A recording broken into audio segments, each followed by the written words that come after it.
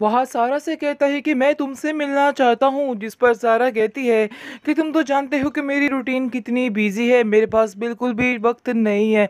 जिसको सुनकर वहाज कहता है कि अभी से तुम ऐसे कर रही तो आगे जाके तो इसका मतलब है तुम मुझे बिल्कुल भी वक्त नहीं देने वाली हो। सारा कहती है नहीं, ऐसी तो कोई बात नहीं है, मैं जानती हूँ कि तुम मेरी मजबूरी को समझोगे।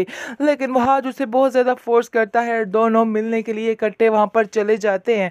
वहाँ पर ढेर सारी बातें करते हैं और बातें करते करते आप देखेंगे कि जिस ऑफिस में सारा काम करती है वहाँ पे सरफराज और वो लड़की जो है वो उसको देख लेते हैं, क्योंकि वो लड़की जो है वो चाहती है कि सरफराज के दिल में सिर्फ और सिर्फ सारा के लिए नफरत भर दी जाए ताकि वो उसकी तरफ देखे भी नहीं।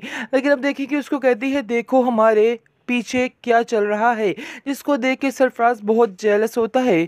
सरफराज एक नहायत ही खुदगर्ज और अजीब सा इंसान है। आप देखेंगे कि वो सारा को कहता है कि तुम क्या समझ रही हो कि तुम जो कुछ कर रही हो मैं तुम्हें इस चीज़ के लिए माफ़ कर दूंगा।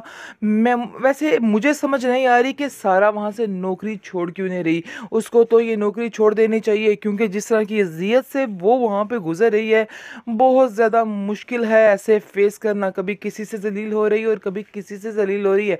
बहरहाल अब देखेंगे कि वो उसको कहता है कि मैं जो काम शुरू करता हूँ उसको अंजाम तक पहुंचा कर ही सांस लेता हूँ, यानी कि सारा की ज़िंदगी उसने तबाह करने का पक्का प्लान कर रखा है। जिस तरह से उसको समझ नहीं आ रही, लेकिन सारा इस बात को लाइट लेती है और वहाँ से उठ के चली जाती है और कहती है कि आप चाहे जितना मर्जी ज़ोर लगा ले, क्योंकि उसको अपने आप पे भरोसा होता है कि वो बिल्कुल ठीक है और इसलिए कुछ भी नहीं हो सकता है, कुछ भी गलत उसके साथ नहीं हो सकता।